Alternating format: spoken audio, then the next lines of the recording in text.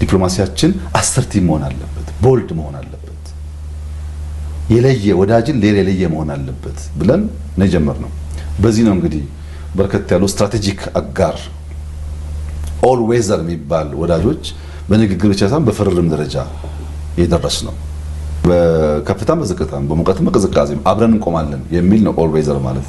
በዚያ ሌቭል ወዳጆች አፍርተናል። በብዙ መድረኮች ለሸምጋይነት የምንፈለግ ሆነናል። ይሄ አንዳንድ አውራ ዘለል አማተር ፖለቲከኞች እንደሚያወሩት ሳይሆን ኢትዮጵያ የተከበረች ሀገር ናት በዓለም መድረክ ላይ።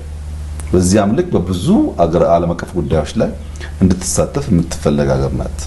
የብሪክስ አባል ሀገር ናት። የብሪክስ አባል የሆነው ዝም ብሎ በዋዛ አይደለም። ቅድም ባልኩት መንገድ ነው። እኛ ደቡብ አፍሪካ ስንሄድ የብሪክስ አባል እንደምንሆን ከምሽቱ 12 ሰዓት አንድም የብሪክስ አባላት አልወሰኑም። ኢትዮጵያን አለማስገባት ያለውን ጉዳት ካስገነዘብን በኋላ ከሚድናይት በኋላ ነው ኢትዮጵያ ገብታ ጠዋት የታወጀው ማለት ነው። ከገባች በኋላስ ዝም ብላ አባል አለችም። ኢትዮጵያ አጀንዳ ያላት ሀገር ናት ኢትዮጵያ። በቅርቡ ብራዚል ላይ የሚኒስትሮች ስብሰባ ነበር ብሪክስ በሚመለከት። እዛ ውስጥ ጠንከር ያሉ ሀሳቦች ካላቸው እና ባካችሁ ይሄን ጉዳይ ብትተውልን ብታናግሩን ከሚባሉ ሀገሮች አንዷ ኢትዮጵያ ናት። እኔ አልሄድኩም፣ ሄደው ውጭ ጉዳይ ሚኒስትሩ ነው። ግን ጠንከር ያለ አቋም ስለነበረን ወደ እኔ ሽምግልና የሚልኩ ሰዎች አሉ። በዚህ ጉዳይ ብትለሳለሱ፣ ይሄን ብትተው፣ ይሄን ብትፈቅዱ የሚሉ ሀገራት መልእክት ልከውብኛል። ዝም ብሎ አባል አለንም።